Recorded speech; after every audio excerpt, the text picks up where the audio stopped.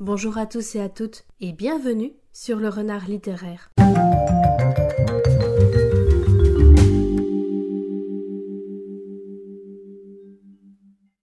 J'espère que vous allez bien, moi je suis ravie de vous retrouver aujourd'hui pour une toute nouvelle vidéo. Demain on est le 8 mars, c'est donc la journée internationale des droits des femmes et donc on va parler aujourd'hui de 5 autrices à découvrir absolument. Donc on va commencer tout de suite. Je débute cette vidéo par une autrice de BD que j'ai découvert en fin d'année 2023 et qui ne m'a jamais déçue. Il s'agit de Lulubi et je voulais plus particulièrement mettre en avant son ouvrage Et il meurt à la fin, la sale vérité sur les contes de fées qui est édité chez Delcourt. Dans cette BD, l'autrice retrace l'historique complet des contes de fées, la façon dont ils ont évolué, comment l'époque et l'auteur a modifié ou réinterprété le conte et puis comment on les perçoit nous aujourd'hui avec l'avènement de Disney. Personnellement, c'est un sujet qui m'a beaucoup intéressée et j'avais regardé quelques vidéos sur les véritables origines des contes de fées, les modifications qui ont été apportées par Disney afin de les rendre plus tout public parce que je doute que mettre une scène où des oiseaux avalent des globes oculaires soit une bonne idée lorsqu'on s'adresse à un public jeune et familial. Je pense aussi que seul le film Les oiseaux d'Alfred Hitchcock peut avoir le monopole pour créer des traumatismes autour de ces animaux. Pourtant, malgré mes quelques connaissances sur le sujet, je dois avouer que j'ai appris une tonne de choses. Le tout avec un ton pédagogique, pertinent et une pointe d'humour qui fait mouche à chaque fois. Lulubi évoque des aspects qu'on ne prend pas souvent en compte dans l'analyse des contes de fées et propose également une vision moins eurocentrée. On découvre par exemple des contes russes et qui n'ont absolument rien à voir avec Baba Yaga. Et tout ceci est richement documenté. On a également sur certaines pages la mention d'une petite grenouille qui indique qu'il y a un complément d'information ou une liste de sources à découvrir sur une application mobile ou un site internet, en tout cas qui était actif au moment de la publication de l'œuvre. Bref, j'adore le travail de Lulubi. J'ai également lu et adoré Goupil ou Face qui traite de la bipolarité. Je l'ai trouvée très pertinente et pédagogue, même si certains éléments sont à prendre avec des pincettes parce que la BD a été écrite et publiée en 2016 et que forcément le temps a fait son œuvre. Dernièrement, j'ai lu Comme un oiseau dans un bocal, portrait de surdoué dont je vous reparlerai en détail dans un prochain Renard en bulle. Je peux déjà vous dire que j'ai beaucoup aimé et que j'ai trouvé l'ensemble très intéressant. Et puis j'ai réservé à la bibliothèque ces 2 dernières BD, à savoir tout d'abord Racine qui parle de cheveux crépus, d'identité et d'acceptation au travers des cheveux. Et ensuite il y a Eurydice, mais pour cette BD, Lulubi, elle est uniquement au scénario, c'est à Solène Guivre que l'on doit les dessins et la couleur, et rien qu'à la couverture, je peux vous dire que ça a l'air absolument magnifique. Et pour ce qui est de l'histoire, donc Eurydice, c'est une réécriture du mythe d'Orphée. Et moi qui aime tant les réécritures qui se déroulent pas dans un contexte et un univers contemporain, je dois dire que dès sa parution, cette BD a clairement titillé ma curiosité. Comment ne pas parler de la reine des shonen et du meilleur d'entre eux, à savoir Fullmetal Alchemist, écrit et dessiné par Hiromu Arakawa et publié par la maison d'édition Kurokawa. Fullmetal Alchemist, c'est un manga terminé en 27 tomes qui raconte l'histoire de 2 frères, donc Edouard et Alphonse Elric, qui ont essayé de ressusciter leur mère grâce à une expérience alchimique. Cependant, l'expérience a très mal tourné puisque Ed va perdre un bras et une jambe et Al, c'est son corps entier qu'il va laisser. Seule son âme, sauvée in extremis, est rattachée à une immense armure et afin de récupérer leur corps, les 2 frères vont donc se mettre en quête de la pierre philosophale. Je vous ai déjà parlé à de nombreuses reprises de Fullmetal Alchemist, donc je vais être très concise et vous renvoyer vers la vidéo indiquée dans le petit i si vous souhaitez découvrir mon avis complet sur les 27 tomes de la saga. Fullmetal Alchemist, c'est tout ce qu'on demande d'un shonen, mais en mieux. Il y a de l'action, des combats épiques, des moments déchirants, des personnages attachants et des modèles féminins hyper intéressants et badass. Mais on traite aussi de sujets très durs et sérieux comme par exemple le deuil, la guerre ou encore les génocides. Hiromu Arakawa, c'est une mangaka prolifique, à qui on doit d'autres sagas de manga comme The Heroic Legend of Arslan, qui parle, il me semble, de conquête territoriale et de gouvernance d'un empire, et dernièrement, l'autrice a publié quelques tomes d'une nouvelle saga intitulée Tsugai, je pense que ça se prononce comme ça, Demon of the Shadows Realm, qui est très clairement un shonen se déroulant dans un univers de fantasy, mais dans un autre registre bien plus terre-à-terre et contemporain. Elle est également derrière un manga de 15 tomes qui s'appelle Silver Spoon, la cuillère d'argent, et qui parle donc d'agriculture, et c'est un domaine que l'autrice connaît bien puisqu'elle vient elle-même d'une famille d'agriculteurs. Hormis Fullmetal Alchemist, je n'ai lu aucune autre œuvre de cette mangaka. C'est pas par manque d'envie, bien au contraire. Je sais que les histoires vont être très qualitatives, mais c'est plus par manque de temps déjà. Et puis parce que j'ai entamé des dizaines et des dizaines de sagas de manga que je n'ai pas encore terminées et qu'il faudrait donc que je les priorise avant d'en commencer de nouvelles. Mais en conclusion, lisez FMA, c'est génial, vous ne le regretterez absolument pas et vous ne verrez même pas passer les 27 tomes. Ensuite, j'avais envie de vous parler de Hunger Games de Suzanne Collins, publié chez Pocket Jeunesse. Je pense que tout le monde connaît ce classique de la science-fiction et de la dystopie, mais je vais quand même vous faire un mini résumé, ne sait-on jamais. Hunger Games, c'est un roman d'anticipation qui se déroule dans un futur très lointain.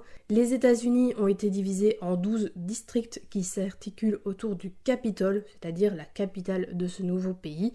Et chaque année, les districts sont amenés à tirer au sort une fille et un garçon afin de les faire participer aux Hunger Games, c'est-à-dire une sorte de battle royale où il faut survivre mais aussi tuer les autres participants. Et dans le premier tome, on va donc suivre le personnage de Katniss Everdeen, une jeune fille issue du district 12 qui va se porter volontaire pour participer aux Hunger Games afin de sauver sa jeune sœur. Hunger Games, c'est un pilier dans ma passion pour la lecture et la littérature. Je me souviens avoir bouffé chaque tome en une journée et ce plusieurs fois d'affilée. Je revenais sans cesse vers Hunger Games tant cette trilogie m'offrait tout ce dont j'avais besoin. L'univers me fascinait, je le trouvais très marqué, très détaillé et parfaitement pensé. L'histoire était vraiment haletante et parlait de sujets très forts. On est loin d'être dans un battle royal avec un triangle amoureux sans aucune consistance. Hunger Games parle quand même des dérives du divertissement, des régimes totalitaires, de la dictature et du règne par la peur. Et ce qui me fascine encore à l'heure actuelle, c'est que le roman n'a pas pris une seule ride et qu'il continue d'exister. Les lecteurs et les lectrices en parlent encore très régulièrement et je ne lui ai jamais connu une baisse de popularité. D'ailleurs, un nouveau tome va sortir dans la seconde partie du mois de mars. Il s'intitule Lever de soleil sur la moisson et va se concentrer sur les Hunger Games de Haymitch, qui est donc le mentor de Katniss. Personnellement, je ne pense pas le lire, tout comme je n'ai pas lu La balade du serpent et de l'oiseau chanteur, même si pour celui-là je me suis rattrapée en regardant l'adaptation cinématographique, plus que dispensable si vous voulez mon avis. Mais je pense que la trilogie originale se suffit à elle-même, le lore étant déjà très complet, les personnages approfondis, et je ne ressens pas le besoin d'explorer davantage le passé de Panem, voir comment se sont déroulés les 50e jeux, etc. Je pense que je peux m'en passer, et si je veux replonger dans cet univers, je préfère vraiment faire une relecture de la trilogie originale. Tout ça pour dire qu'Hunger Games, c'est un classique, un indémodable, et qu'il faut absolument découvrir si ce n'est pas déjà fait, cette trilogie. Lorsqu'on me parle de réécriture de mythes, je pense directement à Madeline Miller, et plus spécifiquement à Circe, qui est édité chez Pocket. Dans ce roman, l'autrice imagine la vie du personnage éponyme, de son enfance à son exil sur une île lointaine, où elle peut enfin se libérer de ses chaînes qui la maintenaient prisonnière et vivre librement et découvrir son puissant don pour la sorcellerie.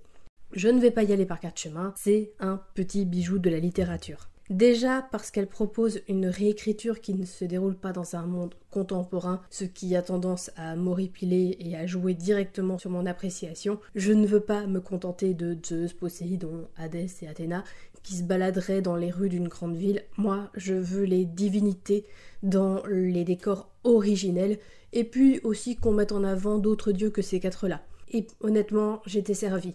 Je me suis plongée corps et âme dans ce livre, je l'ai dévoré et j'ai ressenti un déchirement intense lorsque j'avais terminé le livre parce que je m'y étais tellement investie, je m'étais clairement attachée à Circé et puis j'étais en pamoison devant la beauté de la plume de Madeline Miller. Honnêtement, je me méfie toujours de la hype des réseaux sociaux et cette méfiance est toujours plus élevée face à des romans qui ont été promus par TikTok parce qu'ils ne correspondent généralement pas à mes critères et à mes attentes. Mais là, la hype, elle est totalement justifiée et je dirais même qu'elle est méritée. Une autrice qui écrit avec un tel soin et apporte un vent de modernité à des histoires qui ont mis à mal le statut des femmes, qui ont banalisé les violences, elle mérite vraiment de se retrouver sur le devant de la scène. Et je ne peux que vous conseiller de découvrir ses autres romans, donc que ce soit Circé ou encore Le Chant d'Achille qui traite en profondeur du personnage légendaire d'Achille et de son rôle dans la guerre de Troie. Tout ce que j'ai lu d'elle a été un énorme coup de cœur. Il me reste encore à découvrir Galatée, qui est une courte nouvelle d'à peine une 40aine de pages, mais je suis certaine que ça va être absolument passionnant. Et je termine cette vidéo par une autrice qui a ravivé l'un de mes plus gros traumatismes cinématographiques, mais qui m'a aussi fait pleurer à chaudes larmes et qui m'a profondément émue. Il s'agit de Sarah Penny Parker et plus spécifiquement de son roman Pax et le Petit Soldat qui est paru chez Gallimard. Dans Pax et le Petit Soldat, nous suivons l'histoire de Peter, un jeune garçon qui doit abandonner son renard puisqu'il va déménager chez son grand-père, son père étant réquisitionné dans l'armée. Effectivement, le début de cette histoire n'est pas sans rappeler Rox et Rookie et plus particulièrement un passage déchirant du film, mais cependant, Peter va rapidement regretter son geste et va partir à la recherche de son ami. Des récits avec des renards, j'en ai lu pas mal, mais je pense que c'est Pax qui est le meilleur d'entre eux. C'est un roman hyper touchant, hyper émouvant et toujours d'une justesse folle. On ressent toute une palette d'émotions naturellement comme la joie, la tristesse, la peur ou encore la colère. Et malgré ce qu'on pourrait croire, Pax et le Petit Soldat, c'est un roman très lumineux, très doux. Certes, le début est déchirant et de nombreuses scènes qui suivront le seront également, mais je n'ai pas terminé ce livre avec le moral dans les chaussettes et en broyant du noir pendant plusieurs jours. Au contraire, j'ai vraiment senti cette douceur m'inonder au fur et à mesure et quand je pense à Pax, j'y songe avec beaucoup de tendresse et d'amour. À la base, Pax et le Petit Soldat est un one-shot, mais l'autrice a fait le pari très risqué d'écrire une suite intitulée Le Chemin du Retour, qui est paru des années plus tard, et même si j'étais très intriguée par ce nouveau volet, j'étais aussi pétrifiée à l'idée que cette suite ne soit pas à la hauteur et qu'elle gâche l'œuvre dans son ensemble. Heureusement, ce n'est pas du tout le cas. Encore une fois, j'ai été touchée en plein cœur, j'ai souri, j'ai pleuré, l'autrice a brisé mon cœur en 1000 morceaux pour le réparer patiemment, comme pour le personnage de Peter. Vraiment, ça a été un énorme coup de cœur, tout comme le premier tome. L'autrice a également écrit d'autres livres comme Le Château des Papayes, que je n'ai pas lu mais que je souhaite découvrir si l'occasion se présente, et je pense qu'au vu du résumé, je ne serai pas déçue.